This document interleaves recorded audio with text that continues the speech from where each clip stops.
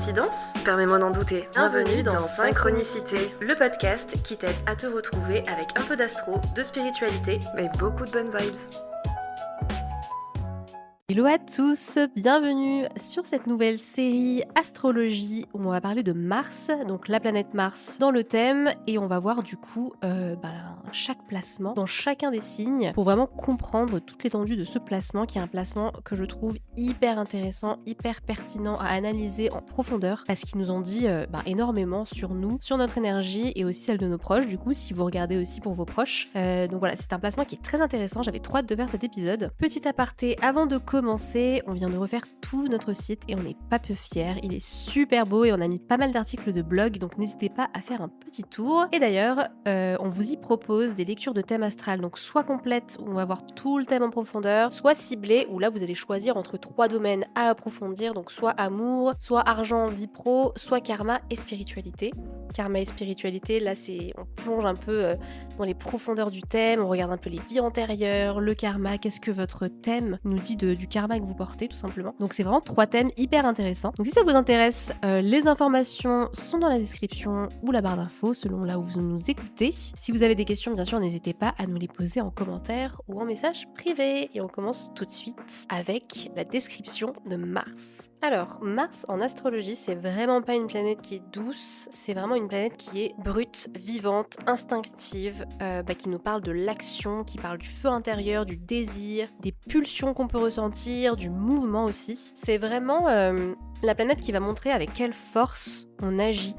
Qu'est-ce qui nous pousse à agir aussi au-delà de la réflexion. Donc en fait c'est vraiment l'action brute sans réflexion derrière en fait tout simplement. C'est ce qu'on fait vraiment instinctivement. L'énergie qu'on va aussi utiliser instinctivement pour agir, pour créer, etc. Donc c'est vraiment la manière dont on prend notre place dans le monde, c'est la façon dont on va se battre, c'est la façon dont on va désirer, dont on va poursuivre les choses et aussi c'est parfois ce qu'on croit vouloir. Donc selon les aspects de Mars, selon comment elle est placée, selon le signe, etc., parfois elle va nous pousser à aller dans des chemins, à prendre des chemins, à vouloir des choses qui ne seront pas forcément ce que notre cœur désire vraiment au fond.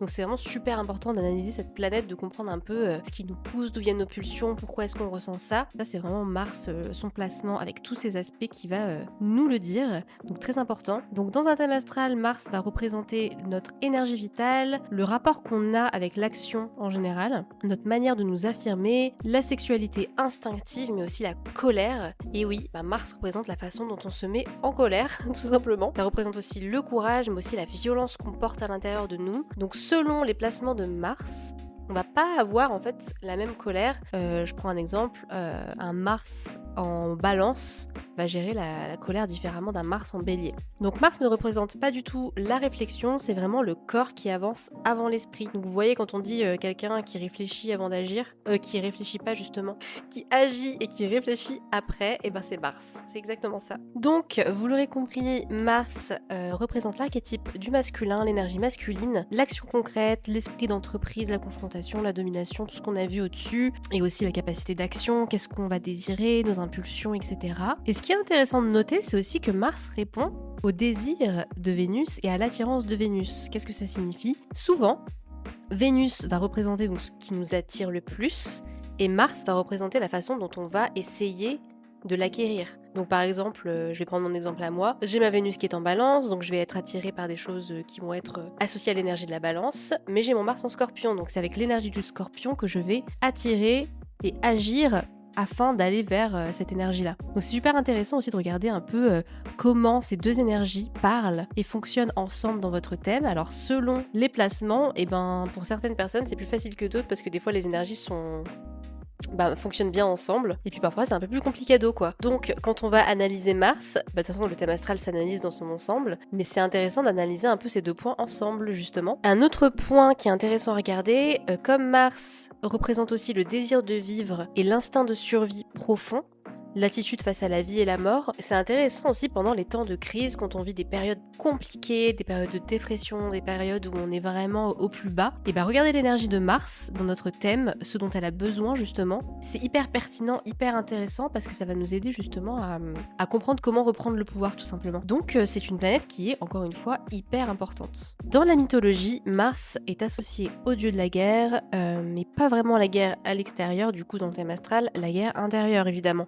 Donc la guerre entre le désir et la peur, donc qu'est-ce qu'on désire et de quoi on a peur justement qui nous empêche d'aller vers ce qu'on désire. La guerre entre l'instinct et le contrôle, donc le lâcher prise aussi et le contrôle, on peut dire ça comme ça. Entre ce qu'on veut profondément et ce que la vie nous permet d'exprimer et d'expérimenter.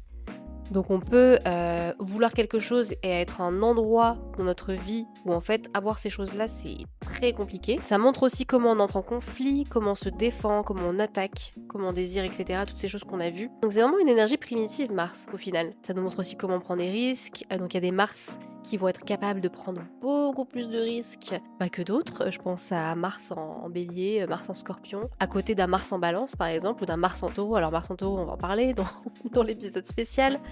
C'est quand on a Mars en taureau, ça peut être un peu compliqué. Selon le signe dans lequel Mars se trouve, vous l'aurez compris, il ne s'exprime absolument pas de la même manière. Selon les aspects également. Mars en bélier, ça va être un fonceur. Mars en taureau, ça va être compliqué. Il va beaucoup résister, être beaucoup dans la résistance. Mars en gémeaux, on va plus être dans la dispersion. Alors la capacité d'action peut être grande, mais un peu dispersée. Donc voilà. Tout ça, on va le voir dans chaque épisode sur chaque signe. Une autre chose importante à savoir, c'est que Mars est différent chez l'homme et chez la femme. C'est vraiment deux principes assez différents, même si on retrouve des similitudes. Chez l'homme, Mars est souvent relié à l'incarnation. Donc ça va décrire comment la personne va construire son ego, comment l'homme en question va affirmer sa virilité, affirmer son énergie du coup masculine, dans le cadre où l'énergie masculine serait la plus proéminente chez cette personne. Ça va aussi parler de son rapport à la compétition, au pouvoir, à la conquête. Donc en général, un homme va vivre son Mars de façon beaucoup plus consciente, beaucoup plus visible et assumée. C'est en général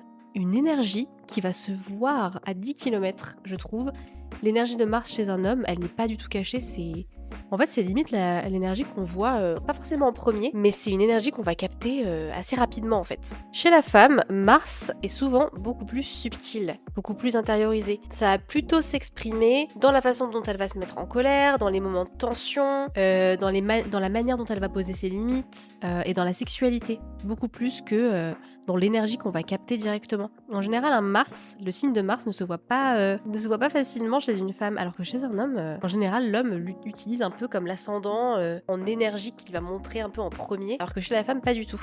Aussi, Mars, dans le thème d'une femme, va parler du type de partenaire qu'elle peut attirer, de l'énergie masculine qui vient naturellement à elle, et de ce qui l'active profondément, parfois malgré elle, dans la vie en général. Donc ce qu'il faut savoir aussi, c'est que c'est une planète qui ne triche pas, dans le sens où comme c'est une planète d'impulsion, de pulsion, de désir, d'instinct, parfois assez brutale, c'est une énergie en fait qui ne se contrôle pas, entre guillemets, ou plus difficilement. Là où avec Vénus, on va pouvoir mentir, on va pouvoir un peu manipuler, avec Neptune, on va pouvoir se raconter des choses, Mercure, ça va nous faire rationaliser, c'est relié à l'esprit. Mars est tellement une planète d'impulsion que c'est souvent une énergie qu'on ne peut pas vraiment cacher ni contrôler comme on veut. Donc c'est pour ça que c'est super intéressant de l'analyser pour comprendre vraiment pourquoi on réagit comme on réagit, pourquoi certaines situations nous mettent hors de nous, pourquoi certains désirs reviennent encore et toujours, et pourquoi certaines personnes nous activent et nous font ressentir autant d'émotions. Donc on est parti dans cette série pour explorer chaque Mars, donc chaque signe, dans sa force, son instinct, son ombre. Évidemment pas pour se juger entre nous, mais pour plutôt comprendre comment chaque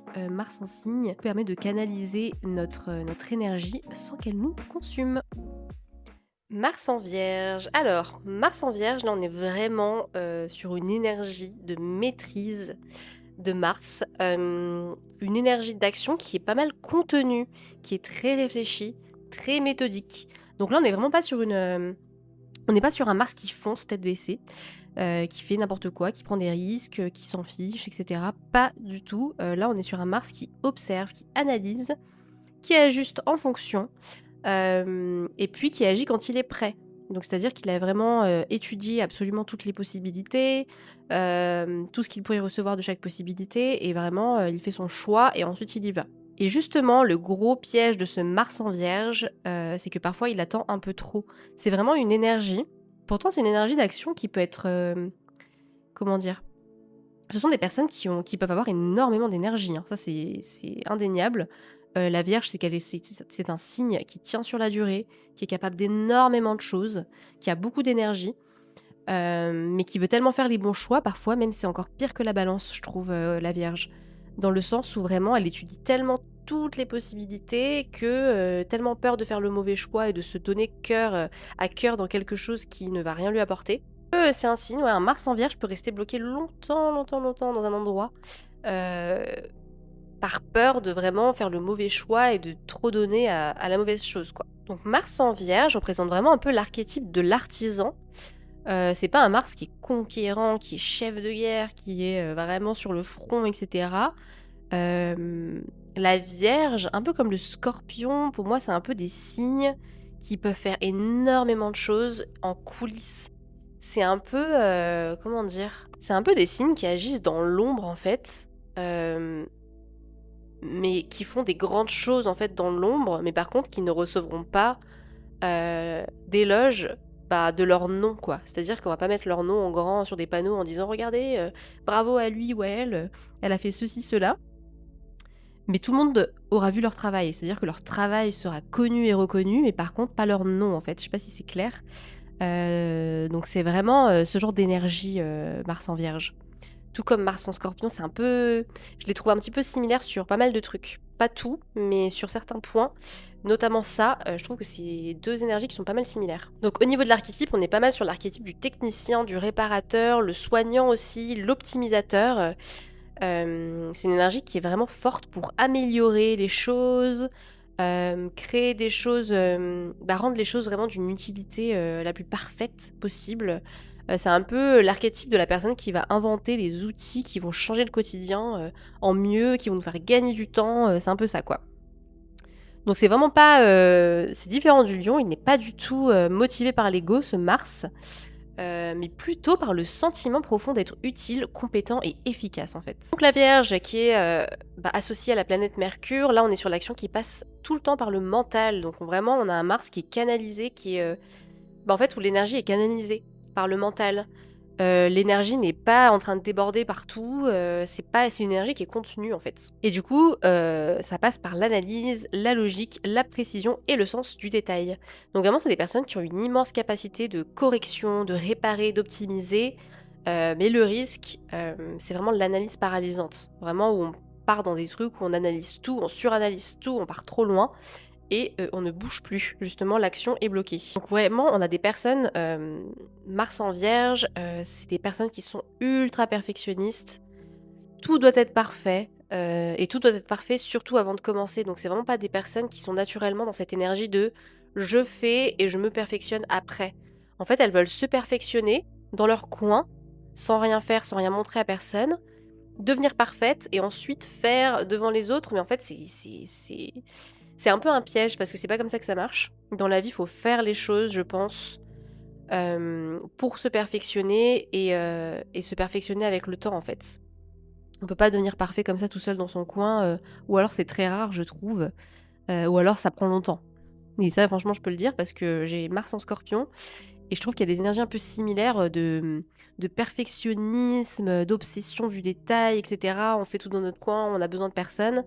Mais moi, je trouve que ça peut être un piège pour pas mal de gens, et pour pas mal de chemins de vie justement, de faire ça. Donc c'est vraiment un truc à travailler, tout au long de sa vie, n'est-ce pas? Surtout le piège, c'est de justement ne jamais vraiment commencer, en fait. Le piège de Mars en Vierge, c'est de tout le temps être dans l'analyse, la réflexion et du coup de même pas commencer. C'est-à-dire qu'au lieu de même commencer dans son coin, elle va même pas commencer, en fait. Donc ça, c'est vraiment le gros piège. Vraiment la force number one de ce Mars, ça va vraiment être l'amélioration constante de l'existant. La force de la Vierge dans ce monde, c'est vraiment ça, hein, améliorer nos vies tout simplement. Donc il est exceptionnel ce placement, par exemple, quand quelque chose est déjà lancé, si vous avez par exemple un projet et que vous voulez engager quelqu'un pour améliorer ce projet, Mars en Vierge quoi. Clairement, c'est vraiment des personnes qui sont trop fortes pour améliorer des choses qui existent déjà, plutôt que pour créer la chose en elle-même, en fait.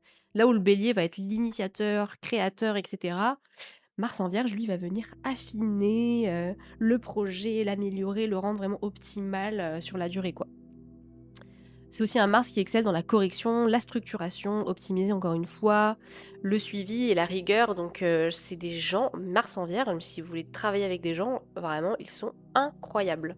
Mais vraiment incroyables. C'est vraiment, ouais, c'est vrai que c'est des signes, enfin, c'est un placement qui est beaucoup plus à l'aise, ouais, pour améliorer ce qui existe plutôt que pour commencer quelque chose de zéro, quoi. Au niveau de la colère du Mars en Vierge, c'est pas du tout une colère qui est explosive, elle est contenue de chez contenue, elle est mentale et elle est très critique. Ça passe beaucoup par la critique plutôt que par les explosions d'émotions, et cetera.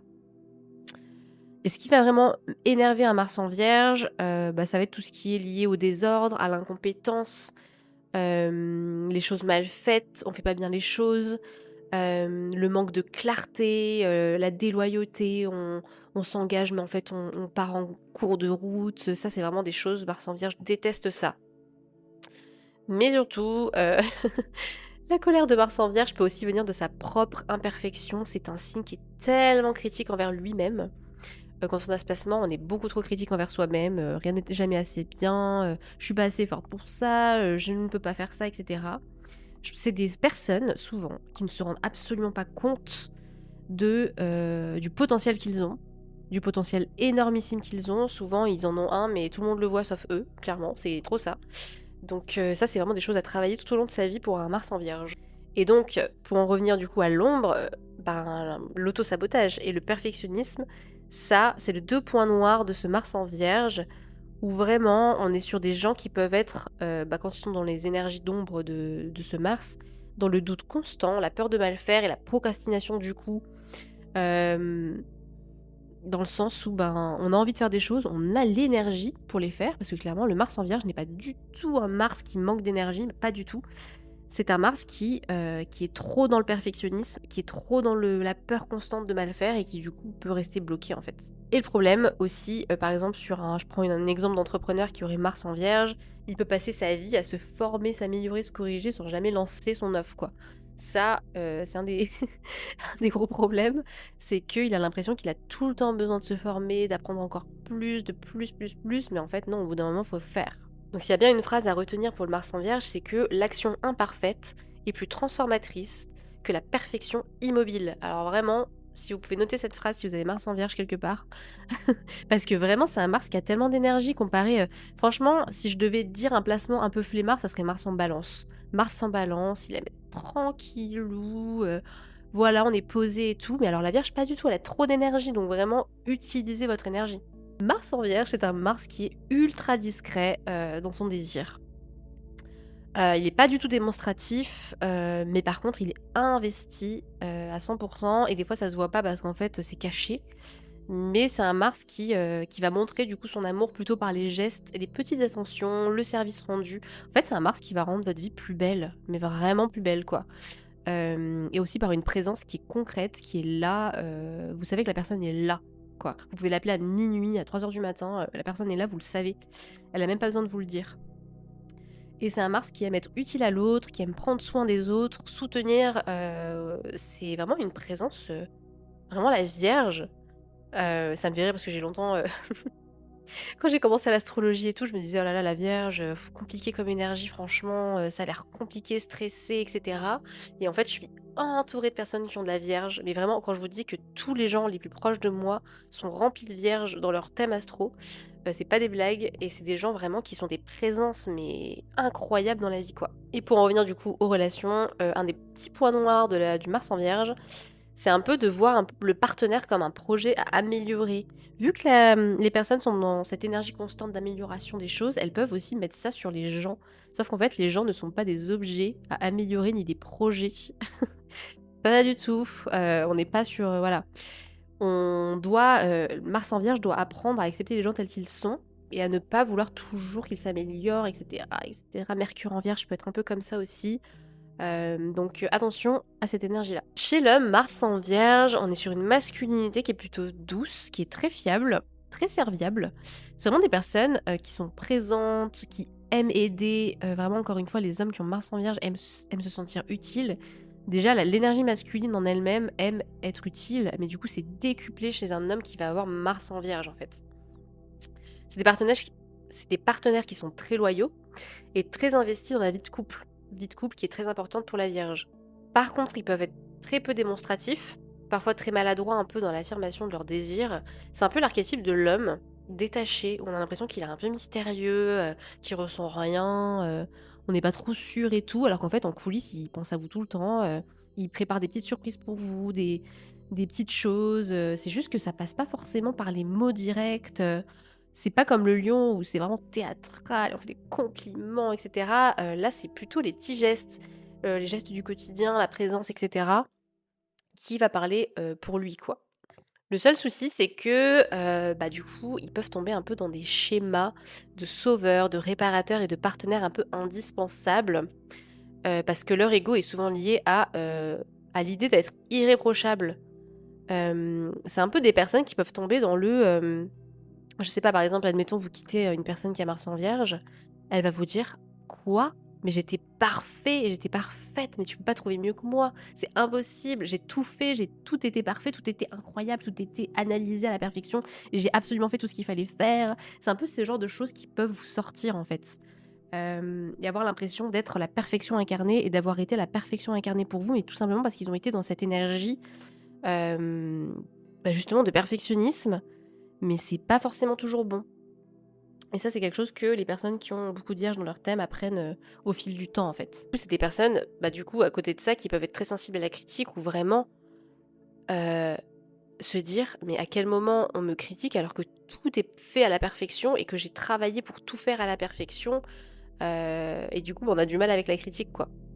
Sauf que la perfection pour nous n'est pas forcément la perfection pour les autres. Mars en Vierge chez la femme, alors là, on a une énergie qui s'exprime vraiment par l'exigence, les standards ultra élevés, chose qui n'est pas une mauvaise chose, hein, souvent c'est très bien d'en avoir des très élevés, et le discernement, et qui veut vraiment des partenaires qui soient fiables, intelligents, éthiques et très responsables. C'est ultra, ultra important pour la personne, la femme qui a son Mars en Vierge. Et ce sont des femmes qui sont très attentives, très investies, mais très critiques et souvent très critiques avec elles-mêmes, qui ont vraiment une estime qui peut être très basse, et qui doivent travailler vraiment ça tout au long de leur vie. Donc vraiment le défi d'une femme qui a Mars en Vierge, ça va aussi être de comprendre que l'amour ne se construit pas uniquement sur la correction et sur le mieux faire, mais aussi sur le lâcher prise en fait. Donc encore une fois, l'initiation du Mars en Vierge, ça va vraiment être de venir apprendre, apprendre à agir sans attendre absolument la perfection, à désirer sans se justifier, c'est-à-dire on n'a pas besoin de justifier tout ce qu'on veut, on veut ça et point quoi. À accepter l'erreur aussi, mais à pitié, vraiment, Mars en Vierge doit accepter de faire des erreurs, d'avoir fait des erreurs, de s'être trompé dans sa vie. C'est OK, c'est complètement OK, vraiment. Mais elle peut avoir du mal, vraiment une personne qui a Mars en Vierge peut avoir vraiment du mal avec la moindre erreur, de fait quoi. Mais ça fait partie du processus vraiment, et ça vous permet aussi de savoir ce que vous voulez, ce que vous ne vouliez pas, c'est important d'en faire quoi.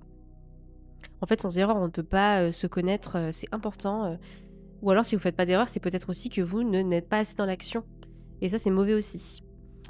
Et quand il est aligné, c'est un placement qui devient un bâtisseur, un allié, un pilier discret mais indispensable. C'est vraiment, Mars en Vierge, quand on l'a plus dans sa vie, on sent un poids, enfin pas un poids mais, un manque parce que, même si c'est une présence ultra discrète, dès qu'elle est pas là, vraiment on sent la différence, quoi. Et c'est vraiment un Mars du coup qui transforme un peu le chaos en ordre en fait. Donc voilà, c'est la fin de cet épisode, j'espère que ça vous aura plu. Alors on a vraiment vu les grandes lignes de Mars en Vierge. L'idée, ça sera de refaire des épisodes de podcast encore plus poussés où on verra vraiment toute la mythologie autour de Mars dans chaque placement. Mais voilà, en attendant, n'hésitez pas à faire un petit tour sur le site. On vous propose des lectures de thèmes, mais aussi des guidances et des e-books. Donc voilà, en attendant le prochain épisode, je vous fais de gros bisous et je vous dis à bientôt.